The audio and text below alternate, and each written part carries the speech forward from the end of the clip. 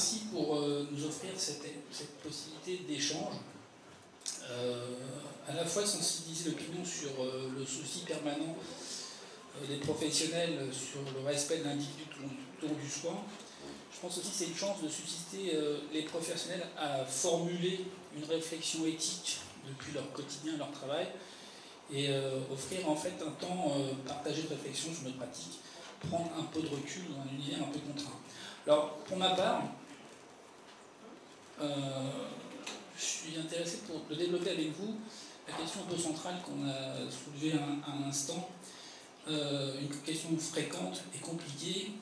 Faut-il protéger une personne Alzheimer, ou plus précisément, le patient est-il compétent pour décider? Quelques situations cliniques sur lesquelles, enfin quelques vignettes cliniques récentes où on nous pose ce genre de questions. Donc c'est pas forcément un Alzheimer, c'est aussi des maladies, des syndromes démentiels, neurodégénératifs ou autres. Une dame qui vit chez son fils et sa belle-fille, elle se fâche brutalement avec elle parce qu'on lui refuse quelque chose, et le lendemain elle va chez le notaire pour déshériter son fils et tout mettre à la faveur de sa fille, qui est en conflit avec le fils évidemment. Un autre cas, un homme 81 ans, des troubles cognitifs débutants, il a, comme il dit, un petit accident de la voie publique, et il perd tout son chéquier. Lui, il veut continuer à conduire et garder son chéquier. Une dame encore 92 ans qui a un haut niveau socio-culturel, qui vit confortablement et qui a le plaisir tous les jours de recevoir chez elle un SDF et l'invite à déjeuner. Son fils est outré, surtout que sa mère lui dit qu'en fait elle l'invite parce qu'il est aux yeux. Une dame de 87 ans, Alzheimer, avec la maladie d'Alzheimer, qui vit à domicile avec son époux, un monsieur qui vit avec son épouse de 95 ans, qui est très fatigué. Lui, il sort, il se perd dans la rue, les enfants s'interrogent sur le placement de leur père, et en consultation, le patient refuse absolument de parler de ce genre de problématique.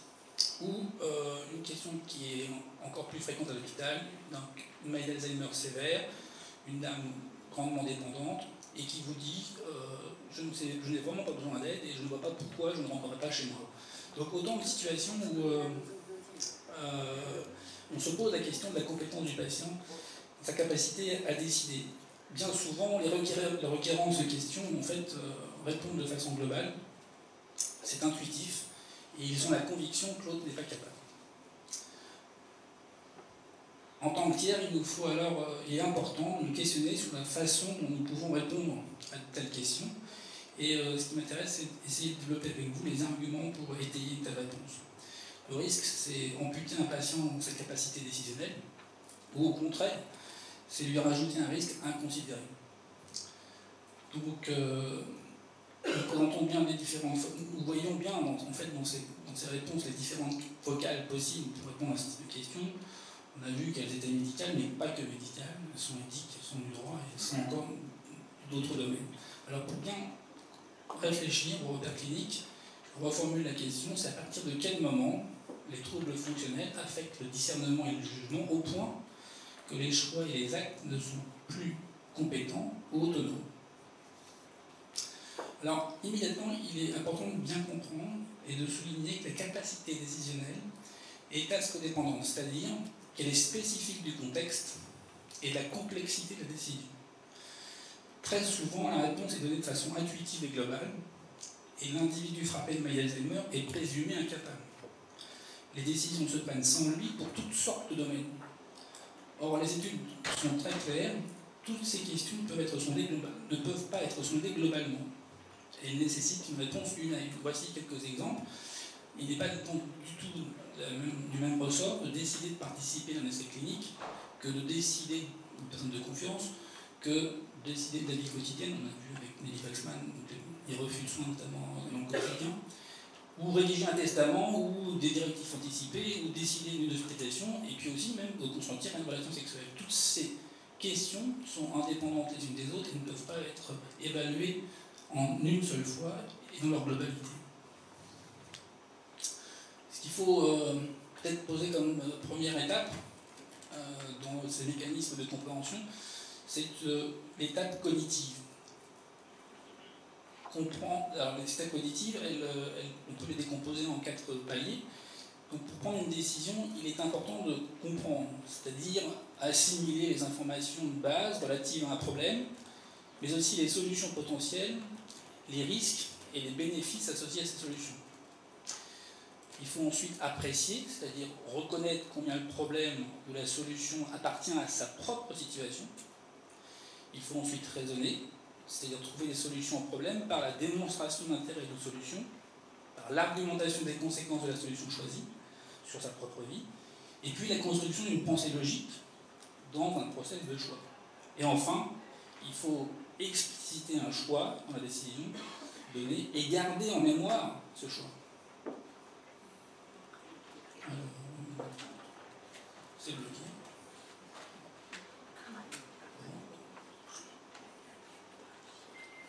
Je ne sais pas pourquoi. Voilà. Alors c'est vrai que si on parle d'étapes cognitives, c'est pas par hasard, puisqu'en fait la maladie d'Alzheimer est l'archétype de la maladie neurodégénérative et donc des perturbations cérébrales. Donc ces fonctions d'attention, d'assimilation, de comparaison, d'expression d'une performance et puis bien sûr de garder en mémoire sont autant de fonctions perturbées dans ce type de maladie. Ce qui me semble intéressant, et donc Marie-Pierre l'avait souligné, c'est que toutes ces fonctions ne sont pas altérées de façon systématique et de façon homogène et ni même prévisible. La compréhension, elle est perturbée dans les études, en tout cas on le voit à des stades légers à modérés de la maladie. Elle est grandement influencée par le niveau d'éducation et d'intelligence du patient, ainsi que de la façon dont l'information est présentée. Le raisonnement, il est souvent altéré à un stade modéré et rapidement il décroît. En tout cas, il est perturbé, pardon. L'appréciation, elle montre dans les études une extrême variation d'un stade à l'autre et elle est franchement liée à la capacité d'introspection, voire de déni, puis un mot de la mode, d'anodognosie, dans la maladie. En fait, et après, ce qui me semble aussi intéressant, c'est que l'expression du choix dans les études, elle reste une capacité la plus longtemps préservée parmi ces 4 étapes. Et donc pendant très longtemps, le patient est capable d'exprimer un choix. Alors cette modélisation cognitive, une vision un peu mécanique, nous permet quand même donc, de construire et d'élaborer des outils d'évaluation dans la capacité de décider. Alors, les travaux sont maintenant nombreux, ça commence dans les années 80, c'est américain, c'est des équipes beaucoup en Californie, avec notamment un chercheur qui s'appelle Appelbaum qui a beaucoup publié sur le sujet. Et je vous présente, pour illustrer en fait ces différentes étapes, un outil qui va être d'actualité, puisqu'en fait c'est un outil pour savoir si les patients sont capables de voter. Il y a les sénatoriales, bon, non, il y en a d'autres. En tout cas, alors c'est des patients au départ qui sont psychotiques, délirants, et qui ensuite, ces expériences ont été prolongées sur des patients avec des troubles cognitifs comme la maladie d'Alzheimer. Et on vous met donc, en fait, des vignettes et on vous propose à ce moment-là d'assimiler une petite histoire et de porter un choix et de surtout percevoir les conséquences de ce choix sur votre propre vie. Là, pour le candidat présenté, il y en a un qui dit que l'État doit tout payer, donc il faut augmenter les impôts pour avoir une meilleure santé pour tout le monde et puis pour avoir un meilleur enseignement. L'autre candidat, par hasard, lui dit que c'est les employeurs qui payent et donc, bon voilà, donc vous, ça ne coûtera rien et qu'il faut mettre des systèmes de contrôle pour voir si les choses marchent. Bon, donc c'est pur, c'est fortuit comme données, mais c'est américain. Donc, et donc on peut à ce moment-là donc, sonder un petit peu les différents mécanismes de décision. Et c'est des outils en fait qui me semblent intéressants et qu'on pourrait et qu'on essaye dans le service de modéliser pour la question qui est extrêmement délicate, qui est du retour à domicile. Est-ce qu'un patient est capable de comprendre la situation dans laquelle il est, les options de soins qui lui sont proposées, les risques qui sont encourus et les bénéfices de chacune des options qu'on lui propose? Est-ce qu'il apprécie correctement l'information, c'est-à-dire qu'il s'applique à son propre cas, et ça c'est probablement la chose la plus compliquée. Il peut très bien raisonner sur un cas et de façon très rationnelle, mais pas forcément appliquer ces choses-là lorsque lui se trouve dans la même situation. Le patient raisonne-t-il? Est-ce qu'il est capable de comparer les options? Il mesure ses conséquences? Et est-ce qu'il exprime une décision et que cette décision, elle est stable dans le temps? Alors, bien évidemment, la liberté de décider ne se résume pas à un modèle neurocognitif. Je ne peux pas répondre à un retour à domicile avec ces seuls outils. C'est une dimension aussi qui est psychologique, un patient qui a été phobo-obsessionnel toute sa vie, qui n'a jamais su vraiment se décider, gardera cette même incapacité, à moins de démontrer que la personnalité change avec la maladie d'Alzheimer, et c'est pas ce que nous disent les études, y compris les études les plus récentes. Un patient psychotique, délirant par exemple, gardera son incapacité à appréhender la réalité et d'utiliser ses capacités intellectuelles à des fins cohérentes et logiques. Donc cette dimension est évidente. Et une autre dimension qu'on perçoit peut-être un peu moins, mais qui est tout aussi importante, c'est dans la capacité de décision, l'émotion. Ce n'est pas la même chose de faire un choix rationnel que de se projeter dans une situation abstraite. Et les décisions complexes, dans lesquelles le contexte social est en jeu, font appel à des traces cognitives et plus particulièrement mnésiques d'expériences anciennes. Par exemple, questionner un patient sur son retour à domicile ne sera pas sans évoquer dans l'inconscient de la personne les traces de son vécu à domicile. Récemment, une dame m'a agressé dans le hall de son immeuble, hospitalisée, refuse de rentrer sous le prétexte qu'elle n'a plus rien chez elle. Et ça nous amène aussi à nous questionner sur la façon dont on sonde, on interroge les patients lorsqu'on essaye de voir leur capacité décisionnelle. Je vous mets donc 4 questions qui peuvent donc aller explorer le retour à domicile. Posez la question à une patiente ou un patient, voulez-vous rentrer chez vous? Si je la pose maintenant à 5 heures, tout le monde dit oui, et quand vous serez à l'hôpital, tout le monde dit oui. Voulez-vous quitter Brodonneau? Cette formulation n'est pas anodine. Brodonneau est un lieu de vie agréable, et quand la personne vient de l'avenue de Saint-Ouen, 6e étage, sur l'ascenseur, en sous-pente, avec les toilettes sur le palier, c'est pas forcément gagné. Pour la personne, mais aussi pour la famille, qui trouve que l'environnement est agréable. Voulez-vous vivre en maison de retraite? Je vous laisse répondre.